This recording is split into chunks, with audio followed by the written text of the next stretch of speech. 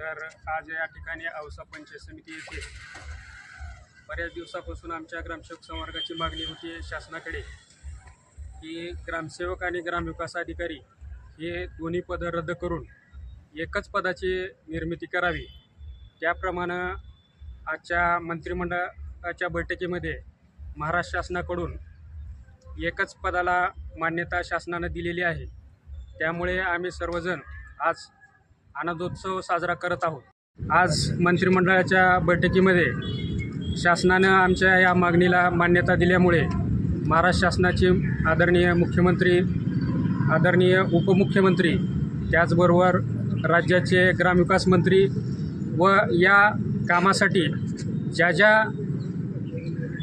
ज्या लोकांनी सहकार्य केलं त्यांचे सर्वांचे मी या ठिकाणी मनापासून आभार व्यक्त करतो।